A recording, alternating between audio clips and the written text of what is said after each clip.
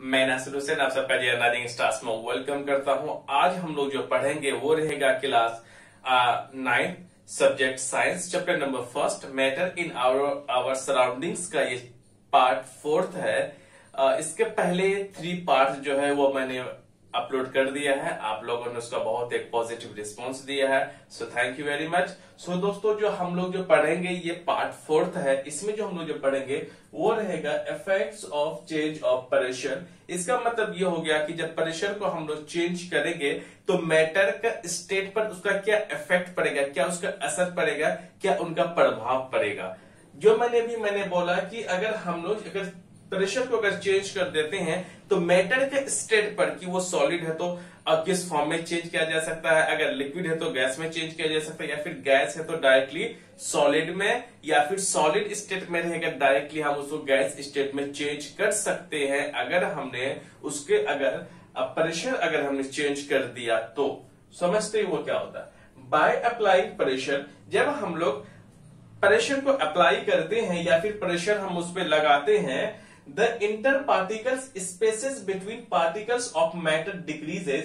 इसका मतलब किसी भी मैटर पर जब हम लोग प्रेशर अप्लाई करते हैं तो उनके बीच के जो मॉलिक्यूल्स के जो स्पेस होते हैं वो डिक्रीज हो जाते हैं, बहुत कम हो जाते हैं, बहुत नजदीक आ जाते हैं। वो डिपेंड करता है कि आप प्रेशर कितना ज्यादा लगा रहे हैं। जितना ज्यादा लगाएंगे उतना ही ज्यादा जो मैटर्स को जो पार्टिकल्स होता है वो नजदीक आते जाते हैं। By applying pressure and reducing temperature, याद रखना TEMP मैंने लिखा है। हमें जब प्रेशर को अप्लाई करेंगे तो हमें किसका टेम्परेचर को हमें कम करना पड़ेगा, टेम्परेचर को रिड्यूस करनी होगी, तभी वो सबसे ज्यादा जो मैटर है अपना स्टेट को चेंज कर पाएगा, है ना। Can be convert a solid to liquid, इनके करने से इसका मतलब प्रेशर को अप्लाई करने से जो सॉलिड है वो लिक्विड में चेंज किया जा सकता है, या और एक लिक्विड है वो किसमें गैस में भी चेंज किया जा सकता है।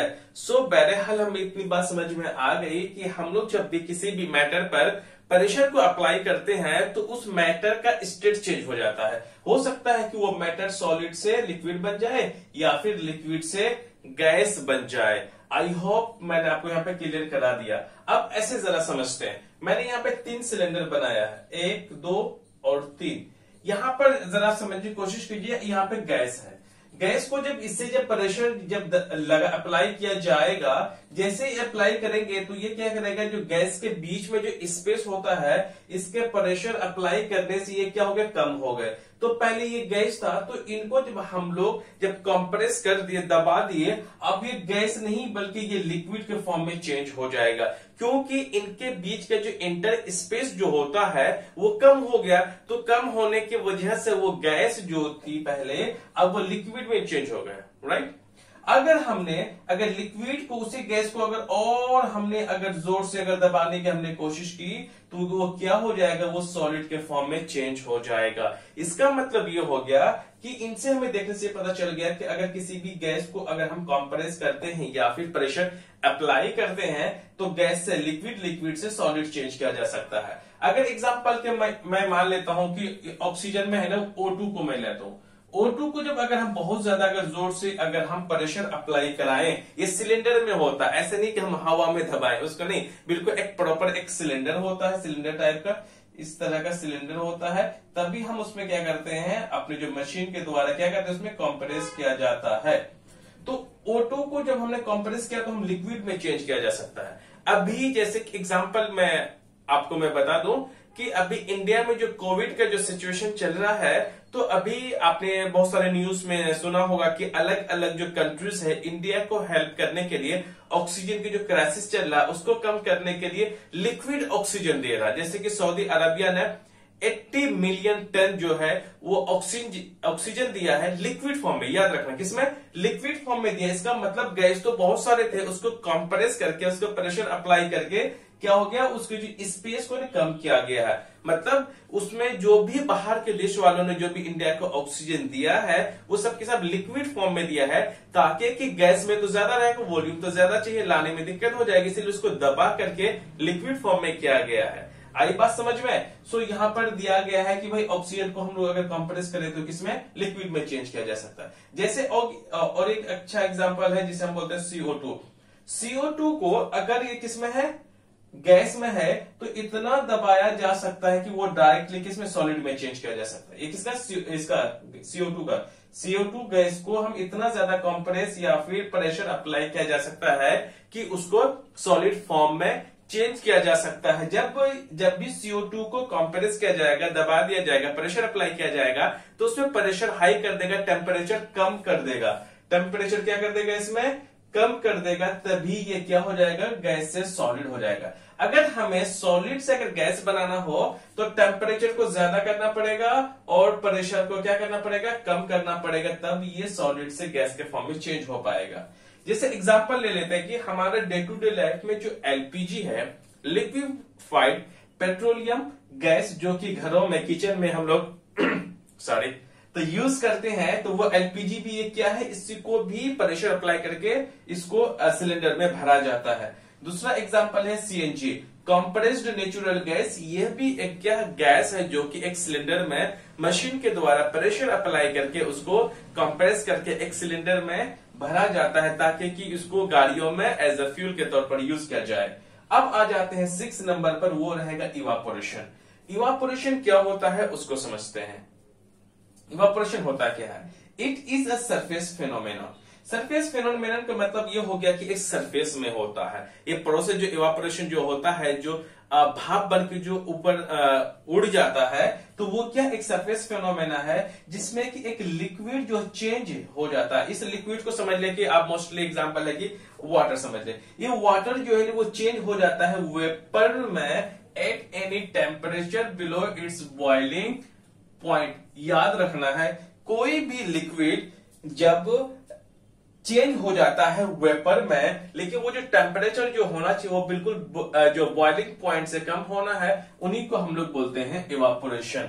इवापोरेशन को जरा एग्जांपल के मदद से हम लोग समझने की कोशिश करते हैं। मैं मान लेता हूं कि एक हमारे पास कोई कंटेनर, एक प्लेट टाइप का कुछ बर्तन है, ठीक है, एक कोई चीज हमने रखा है, उसमें हमने पानी भर दिया। पानी भरने के बाद आप उसको 2 या 2-3 दिन आपने खुले हुए कहीं पर भी छोड़ दो, घरों पे, है ना। घरों पे आप जब छोड़ देंगे तो आप कुछ दिन के बाद आप देखेंगे कि यहाँ का जो 2 या 4 दिन के बाद आप देखेंगे कि यहाँ थोड़ा सा ना पानी जिस बर्तन में आपने रखा होगा आपको कम नजर आया होगा। जो पानी जो खत्म हुआ वो ये सब जो ऐसे वेपर के फॉर्म में धीरे धीरे आपको देखने को मिलेगा। ये सब जो है ये सब क्या है, बिल्कुल ये सब है वेपर। वेपर के फॉर्म में धीरे धीरे ये क्या हो जाता है, ये उड़ने लग जाता है। अब ये डिपेंड करता है कि ये इवापोरेशन कितना ज्यादा होगा या कम होगा, वो डिपेंड करता है कई सारी चीजों पर। आई बात समझ में?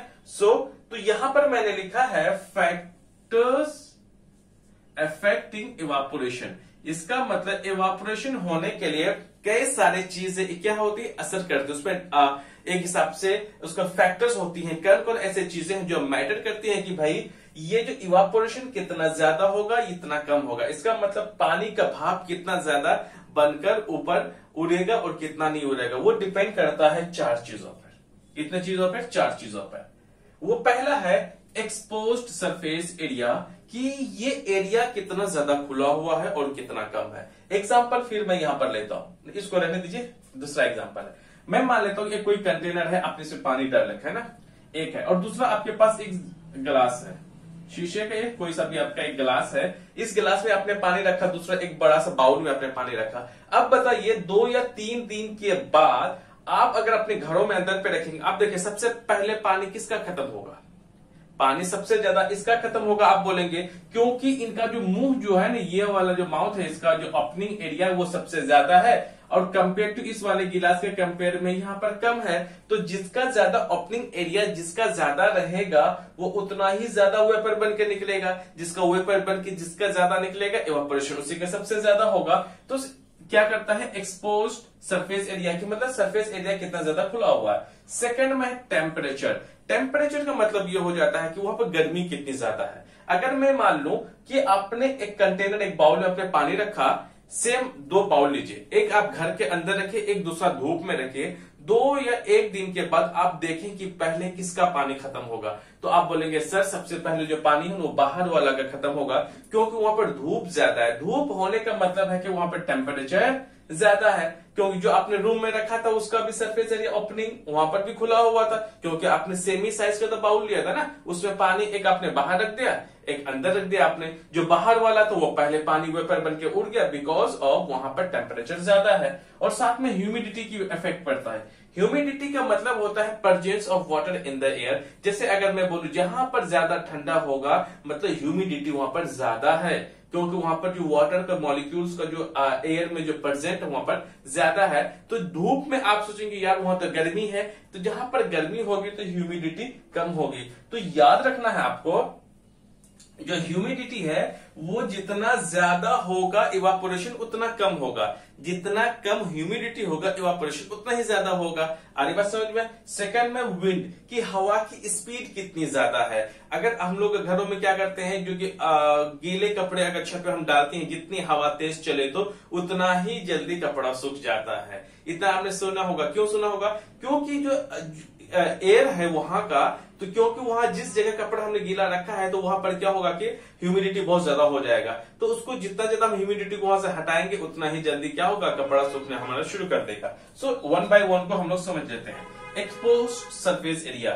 The rate of evaporation increases on increase the surface area of the liquid. अगर जिस चीज में आपने लिक्विड को आपने वाटर समझो है ना, जिस बर्तन में आपने पानी को रखा है उसका सरफेस एरिया को जितना ज्यादा आप खोलोगे उतना ही ज्यादा रेट ऑफ इवापोरेशन का मतलब कि इवापोरेशन होने का जो स्पीड है वो उतना ही ज्यादा होगा। सेकेंड में वो रहेगा temperature. So the rate of evaporation increases with an increase in temperature, कि टेम्परेचर को हम जितना ज्यादा बढ़ाएंगे उतना ही ज्यादा इवापोरेशन होगा। आ रही है बात समझ में। अब नेक्स्ट है वो है ह्यूमिडिटी। ह्यूमिडिटी का मतलब हो जाता है, बोलते हैं ना कि यार ह्यूमस कितना ज्यादा है ना, उमस कितना ज्यादा है, तो ह्यूमिडिटी का मतलब हो जाता है decrease in the humidity increases the rate of evaporation. इसका मतलब जितना हम कम ह्यूमिडिटी को जितना कम होगा उतनी ही ज्यादा उसका रेट ऑफ इवापोरेशन का मतलब इवापोरेशन उतनी ही तेजी से होगी। अब हम लोग समझ लेते हैं विंड को, उसके बाद जो बचे हुए कुछ टॉपिक्स हैं उसको डिस्कस कर लेंगे, उसके बाद इस वीडियो को हम लोग वहां पे द एंड कर लेंगे। अब देख लेते हैं फोर्थ नंबर पर। फोर्थ नंबर पे वो है विंड। विंड का मतलब होता है हवा। यहां पर यह है an increase in the wind speed increases the rate of evaporation. अगर विंड की स्पीड अगर बढ़ जाए, इंक्रीज हो जाए, तो रेट ऑफ इवापोरेशन है या फिर इवापोरेशन की जो स्पीड है वो भी तेज हो जाती है। कुल मिलाकर के बात यहां पर यह है कि अगर हवा की स्पीड अगर ज्यादा हो तो इवापोरेशन भी ज्यादा होते हैं, ये समझ लीजिए। इसका मतलब हवा भी जो विंड है वो न कहीं फैक्टर करता है किसी भी चीज को या फिर इवापोरेशन होने के लिए कि इवापोरेशन तेज होना है या फिर कम होना है, वो विंड पे डिपेंड करता है कि उसकी स्पीड कितनी ज्यादा है। ज्यादा स्पीड तो इवापोरेशन भी ज्यादा होंगे, कम स्पीड तो एयर की अगर कम स्पीड है, विंड की कम स्पीड है तो इवापोरेशन भी कम होंगे। अब आ जाते हैं इवापोरेशन कॉजेस कूलिंग। इसका मतलब यहां पर यह है कि इवापोरेशन की होने की ही वजह से क्या होता है, ठंडा होता है। तो हम इसके पीछे के रीजन समझेंगे, क्यों इवापोरेशन होने की वजह से ही ठंडा क्यों होता है, इसको हम लोग समझने की कोशिश करते हैं। The particles of liquid absorb energy from the surrounding to regain the energy loss during evaporation. यहां पर ये कह रहा है कि जो इवापोरेशन जो होता है, इवापोरेशन होने के दौरान जो भी लिक्विड अगर अपना एनर्जी को वेस्ट करते हैं वो अपना एनर्जी को रिगेन करते हैं आसपास से ही, आसपास के ही मतलब सराउंडिंग से ही वो अपने आप को क्या करते हैं, वो इस एनर्जी को एब्जॉर्ब कर लेते हैं जो इवापोरेशन होने के दौरान उसने लॉस किया हो। This absorption of energy from the surrounding make the surroundings cold। और जो एनर्जी जब इवापोरेशन होने के दौरान जब भी एनर्जी लॉस करता है वो लिक्विड, तो एनर्जी को मतलब फिर से कहा एब्जॉर्ब करेंगे सराउंडिंग से। जब वो सराउंडिंग से जैसी एब्जॉर्ब करेगा तो आसपास की चीजें क्या हो जाएगा, ठंडा हो जाएगा। एग्जाम्पल लेके समझते हैं, अगर हमें बुखार हो जाता है तो हमें जितनी तेज बुखार होती है तो गर्मियों के दिनों में भी हमें उतनी ज्यादा अगर ठंडा लगने लगता है। क्यों?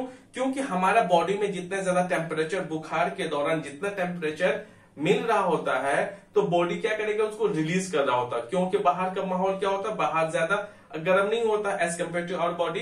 तो हमें अपने आप को जब हमें सर्द लगती है तो हमें कुछ न कुछ कंबल वगैरह ओढ़ लेते हैं ताकि कि हमारा बॉडी टेम्परेचर जो है वो बिल्कुल एकदम रिगेन रहे, ज्यादा बॉडी टेम्परेचर बाहर ना जाए, जिसकी वजह से हमें ठंडा लगता है। मतलब ये हो जाएगा, हमें ठंडा इसलिए लगता है कि हमारे बॉडी में जो भी टेम्परेचर उस वक्त जो पैदा हो रहा होता है वो लॉस हो रहा है, इसी वजह से हमें ठंडा लगता है। हमें बचने के लिए क्या करते हैं, हम कंबल वगैरह गर्मियों के दिनों में भी ओढ़ना पड़ जाता है। आपने इस चीज को तो महसूस किया भी होगा। तो इसका मतलब ये हो गया कि हमारा बॉडी एनर्जी रिलीज कर रहा है, जिसकी वजह से हमें ठंडा लग रही है। दूसरी वजह से ये है एसीटोन। एसीटोन आपने सुना होगा, जो कि जो महिलाएं, जो अक्सर जो औरतें जो होती हैं, गर्ल्स वगैरह, वो नेल पॉलिश जो रिमूवर होते हैं, जो कि नेल पॉलिश वगैरह हटाने का काम आता है, अगर आप उसको पाम्स में लेंगे, अगर हथेली में अगर लेंगे तो आपको ठंडा लगने लगेगा। क्यों? इसलिए वो ठंडा लगता है क्योंकि हमारे बॉडी से वो एनर्जी को एब्जॉर्ब कर लेता है उस जगह से जहां पे हम लगते हैं, तुरंत वहां से क्या कहते हैं, वो एनर्जी हमारे बॉडी के जो हीट है वो एब्जॉर्ब कर लेता है, वहां पे तो हल्का सा इवापोरेट होने लग जाता है, हल्का सा क्या होना, वहां पे भाप बन के उड़ने लगता है, जिसकी वजह से हमें क्या ठंडी लगने लगती है ना, मतलब हमें कूल महसूस होने लगता है। दूसरा एग्जाम्पल आपने ये देखा होगा कि गर्मियों के दिनों में जो छतों पर लोग अक्सर पानी डालते हैं ताकि कि छत ठंडा हो जाए। क्यों? छत तो गर्म रहता है, पानी डालने की वजह से क्या होता है, पानी जो है छत की गर्मी को एब्जॉर्ब कर लेता है, वो धीरे धीरे वेपर बन करके पानी क्या होता है, उड़ने लग जाता है, जिसके वजह से वो लिक्विड जो है अपना एनर्जी को जब बाहर करेगा तो वो लिक्विड को फिर से एनर्जी चाहिए, तो एनर्जी आसपास के चीजों से लेंगे। जब वो आसपास के जो सराउंडिंग जब भी एनर्जी को एब्जॉर्ब करेंगे, मतलब एयर से करेंगे, तो वो फिर क्या होता है, उस वक्त ठंडा लगने लग जाता है। चलिए, आई होप मैंने आपको यहाँ पर बेहतर ढंग से मैंने समझाने की कोशिश की है। चलिए अब आ जाते हैं 7वें नंबर, और ये 8वां नंबर है, वह प्लाज्मा एंड बोस-आइंस्टाइन कंडेंसेट। ये मैटर्स का 4th और 5th स्टेट है। जैसे कि मैंने आपको मैटर का 3 स्टेट्स में बता चुका हूं, solid, liquid and gas. Now this is the plasma is the 4th state of matter and Bose Einstein condensate is the 5th state of the matter. सब हम लोग 1 by 1 को हम लोग इसको यहाँ पर डिस्कस करेंगे। देखिए, एग्जाम का पॉइंट ऑफ व्यू से ये ज्यादा इंपॉर्टेंट नहीं है, बट हमारे बुक का एक सिलेबस है तो उसमें हम लोग पढ़ लेते हैं, और ये कहीं ना कहीं स्कूल पे डिपेंडेंट कर जाता है कि कहीं ना कहीं ये स्कूल में पूछ लेते हैं। ज्यादातर स्कूलों में ये नहीं पूछा जाता है, बट कोई कोई स्कूल पूछ लेते हैं, लेकिन हमारे सिलेबस में इसीलिए हम इसको देख लेते हैं। प्लाज्मा क्या होता है सर, पहले वो समझते हैं। What is plasma? प्लाज्मा यह एक स्टेट ऑफ मैटर है। इसका मतलब प्लाज्मा एक स्टेट का ही, मैटर का स्टेट है जो कि which the particles are super excited and super energetic. जब हम लोग किसी भी गैस को, दरअसल प्लाज्मा एक गैस के फॉर्म में होता है, जब इस गैस को जितना ज्यादा हम हीट देंगे, टेम्परेचर देंगे, तो वो क्या गर्म होना शुरू हो जाएगा। हम और भी टेम्परेचर दें, ये तो ये इस तरह के गैसेस होते हैं जिससे टेम्परेचर बहुत हाई होता है, मतलब बहुत ज्यादा, हमारे सोच से भी ज्यादा इसके टेम्परेचर बहुत ज्यादा हाई होते हैं। जब उसमें टेम्परेचर दिया जाता है तो वो क्या करते हैं, उसकी जो काइनेटिक एनर्जी होती है इस गैसेस की, प्लाज्मा की जो गैसेस होते हैं, इसके जो मॉलिक्यूल्स में जो काइनेटिक एनर्जी इतनी तेज बढ़ जाती है, वो कभी इधर कभी उधर, इधर उधर हमेशा फैलते रहते हैं। टेम्परेचर बहुत ज्यादा होता है। टेम्परेचर बढ़ने की वजह से क्या होते हैं, सुपर एक्साइटेड हो जाते हैं एंड सुपर एनर्जेटिक। इसका मतलब ताकत, इसमें एनर्जी बहुत ज्यादा होती है, क्योंकि ये एक तरह का हॉट गैसेज है, इसमें एनर्जी ज्यादा होती है। They are in the form of hot ionised gas. याद रखना आपको, हॉट का मतलब कि हॉट आयोनाइज्ड गैस का मतलब ये चार्जेस जो है इसमें गैसेस होते हैं, गैसेस बहुत ज्यादा हॉट गर्म होते हैं। ये आयोनाइज्ड का मतलब हो जाता है ये चार्ज्ड हो जाते हैं। याद रखना, इट इज आयोनाइज्ड गैस। इसका मतलब जो प्लाज्मा है यह एक आयोनाइज्ड गैस है। आयोनाइज्ड का मतलब होता है चार्ज। चार्ज का मतलब है यहाँ पर, जैसे हमने सुना होगा नेगेटिव चार्ज, पॉजिटिव चार्ज, तो यहाँ पे negative charges and the positive charges are equal. इसका मतलब नंबर ऑफ प्रोटॉन्स और नंबर ऑफ न्यूट्रॉन्स जो होंगे, या सॉरी इलेक्ट्रॉन्स जो होंगे, वो भी क्या होंगे, इक्वल होगा। नेगेटिव में इलेक्ट्रॉन चार्जेस होते हैं, पॉजिटिव चार्जेस में प्रोटॉन चार्जेस होते हैं। इसका मतलब चार्जेस बहुत हाईली होते हैं, इतना ज्यादा होते हैं, इसमें नेगेटिव और पॉजिटिव चार्ज दोनों के दोनों बराबर होते हैं। जब इसमें चार्ज होता है तो जाहिर सी बात है, इट इज मतलब कि plasma is a good conductor of electricity. इसका मतलब प्लाज्मा में इलेक्ट्रिसिटी बहुत तेज और बहुत अच्छे से पास हो सकता है, क्योंकि प्लाज्मा एक क्या है, गुड कंडक्टर ऑफ इलेक्ट्रिसिटी। कहीं न कहीं एमसीक्यूज में पूछा जाता है। इवन दिल्ली पब्लिक स्कूल में एक बार एमसीक्यूज में ये सवाल पूछा गया था। कि plasma good conductor of electricity है या नहीं है। Okay, it is very good. हाँ, ये तो हो गया हमारा। जब ये देखिए इंडेफिनिट शेप एंड वॉल्यूम, इसका मतलब इसको इंडेफिनिट होती है। जाहिर सी गैस है तो इनका तो ना ही तो वॉल्यूम ना ही तो इनकी शेप क्या होंगे, फिक्स होंगे, इंडेफिनिट होते हैं। एग्जाम्पल देख लेते हैं कि इसका यूजेस कहां होता है। जैसे कि फ्लोरेसेंट ट्यूब, मतलब ट्यूब लाइट्स जो हम लोग घरों में यूज करते हैं वो, and neon lights bulb consist of plasma. जो फ्लोरेसेंट ट्यूब्स होते हैं ना, ट्यूब लाइट्स, और साथ में नियॉन लाइट्स जो होते हैं वो किसके बने होते हैं, प्लाज्मा के बने होते हैं। याद रखिएगा, जो भी हमारे घरों में बल्ब या ट्यूब लाइट आप देख रहे होते हैं, जो नियॉन लाइट्स होते हैं ना उसमें नियॉन गैस भरा होता है, जो ट्यूब लाइट्स होता है उसमें हीलियम गैसेस भरे होते हैं। जब ट्यूब लाइट में हीलियम गैसेस भरे होते हैं तो जब उसमें इलेक्ट्रिसिटी पास करते हैं तो इलेक्ट्रिसिटी जैसे उसमें पास करते हैं तो हीलियम जो है वो प्लाज्मा को पैदा कर देता है, जिसके वजह से प्लाज्मा पैदा हो गया तो वहां पे लाइट ग्लो करना शुरू हो जाएगा। और दूसरा एग्जांपल यू समझ लीजिए, स्टार्स या सन, हमारे सूरज और जो हमारे सितारे हैं, ये सब के सब इसके अंदर में प्लाज्मा प्रेजेंट होने की ही वजह से वो इतनी तेज चमक पाते हैं। जितने भी स्टार्स हैं उसमें आयोनाइज गैस से बनी होती है। इसका मतलब ये हो गया जितने भी हमारे स्टार्स हैं वो प्लाज्मा गैसेस को बनाते हैं, है ना, वो प्लाज्मा गैसेस को बनाते हैं। यही वजह वो इतनी तेज, मतलब बहुत तेज चमकते और गर्म होते हैं। समझ गए, because of plasma. I hope आपको समझ में आ गया होगा। अब जैसे कि मेरे सन और स्टार्स मैंने देखा, ये सब के सब किसके प्लाज्मा के ही परसेंट में ग्लो करते हैं। और जितने भी स्टार्स हैं, सन भी एक स्टार्स है, इसमें आयोनाइज गैस या इसका मतलब प्लाज्मा जो वहां पे पैदा होता है। आगे अब आ जाते हैं दूसरे नंबर पे, वो है बोस आइंस्टाइन कंडेंसेट। यहां पर बोस जो है नाम से पता चल रहा है ये इंडियन है। तो जी यहां पर एस.एन. बोस और अल्बर्ट आइंस्टाइन ने इन जो फिफ्थ स्टेट ऑफ मैटर है, इन दोनों ने ही मिलकर क्या किया, एक हिसाब से रिसर्च किया। हालांकि इसके बाद जब इनकी डेथ हो जाती है उसके बाद फिर पता चलता है इसके बारे में।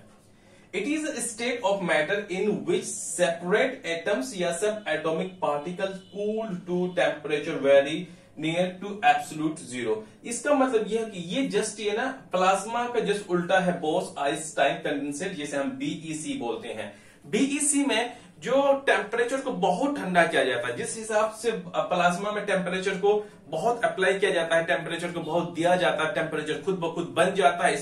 इसमें टेम्परेचर हमें क्या करना पड़ता है, लो करना पड़ता है। इतना लो करना पड़ता है कि हमें 0 डिग्री से भी कई गुना हमें नीचे करना पड़ता है, मतलब बहुत कम ठंडा, बहुत ज्यादा ठंडा करना पड़ता है।